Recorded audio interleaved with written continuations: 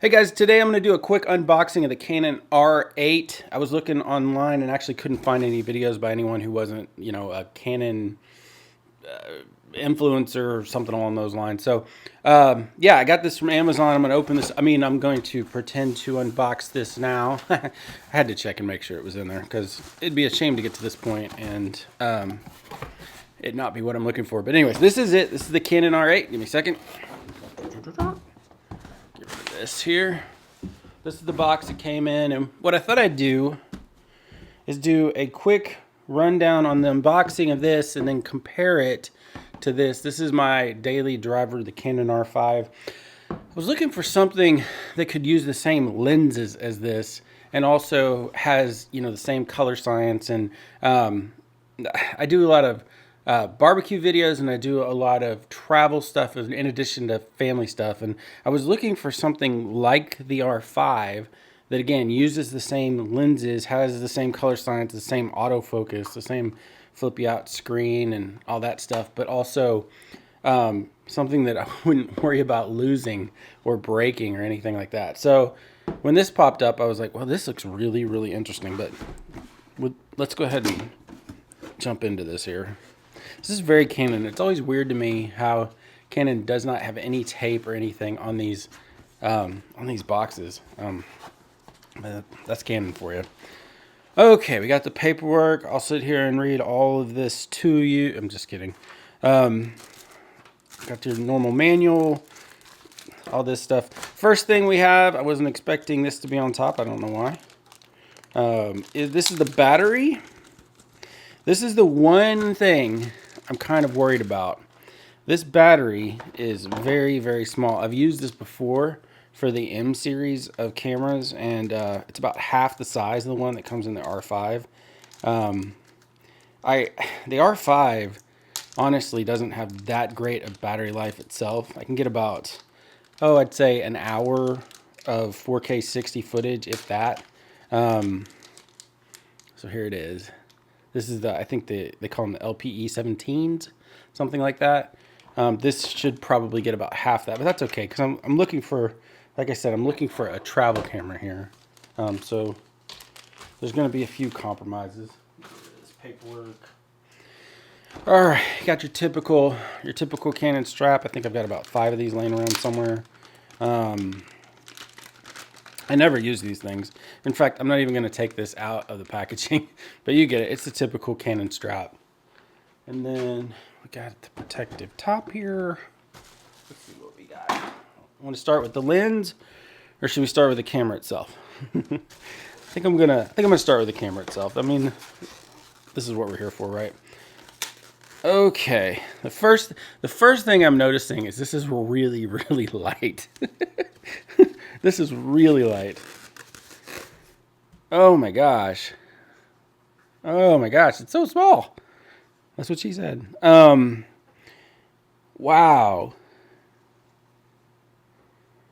Wow. I mean, it's really hard.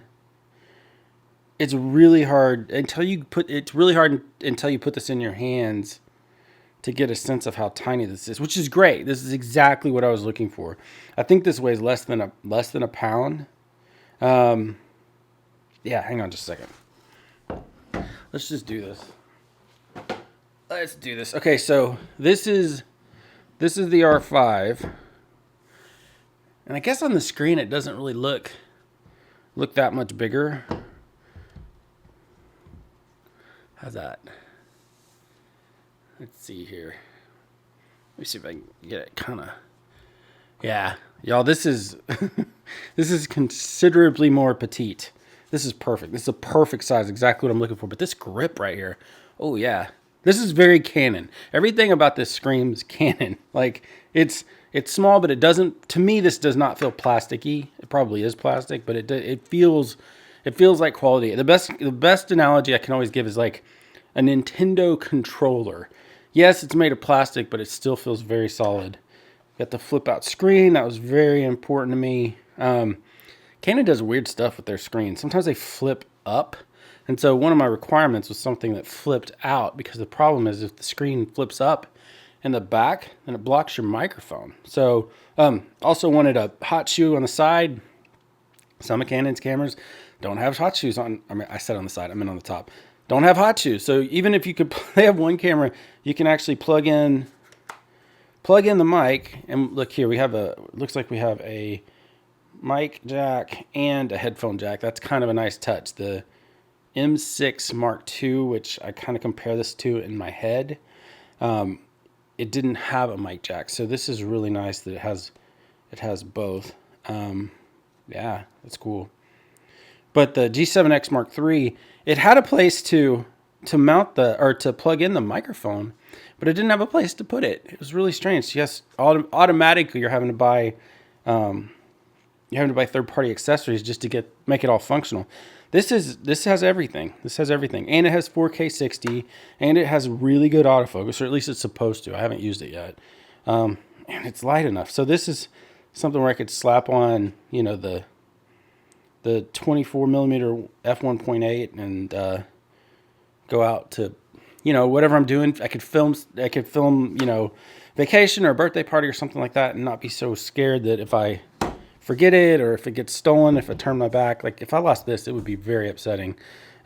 This would still be upsetting, but it would be less upsetting. This is cool. This is really cool. I'm super excited about this. Now, supposedly this EVF isn't as good as on the R5. I'm mostly video, so to me that just doesn't matter too much. There's also not a joystick here. Again, for a travel camera, I don't think I care about that. I do use the joystick, but it's just not a huge loss for a small. This could almost fit in my pocket. That's crazy. The handle would be sticking out, but wow. Okay, we got the proximity sensor. That's nice. Now, one thing about this I was looking at. One thing that's great about their Pro series of cameras is you can get your cards out of the side, which is really nice if it's up on a tripod. The SD card slot is right here in the battery compartment, which isn't ideal, but at least I will say this: at least it's far enough away from the tripod mount so that you don't have to, if you're like using this on a selfie stick or a mini tripod, you don't have to take it off the tripod to swap batteries, which is going to be a big deal because again, these batteries just not that great. They just don't last very long. So that'll be nice, being able to have access to all that stuff just right here. Yeah, the build quality, this definitely feels more beefy. Because it's a better camera. This one shoots 8K. This one shoots 120. It has internal IBIS, 8K, 4K 120, and then internal IBIS. This doesn't have any of that, so that's the reason why it's smaller. I am wondering about overheating on this, but we'll see.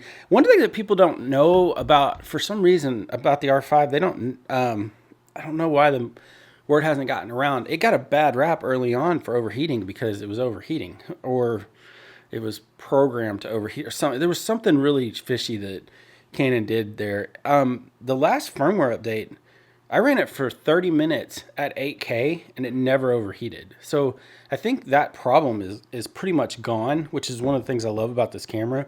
It does have a 30-minute record limit, which is one of the things I don't love about this camera.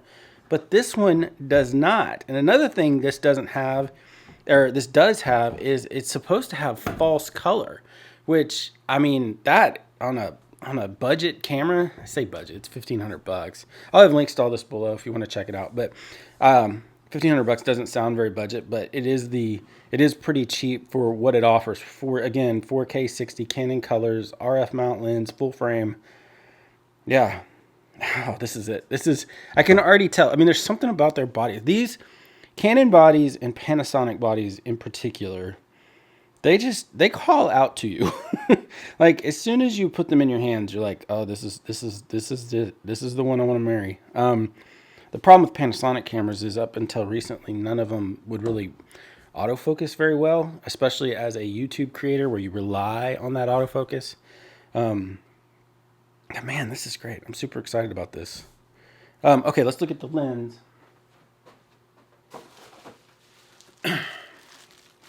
So here's the lens. It's a cheapy lens. I didn't even realize it had been announced. Let me get the crap off the table here. So, let's see here. Let's move you guys.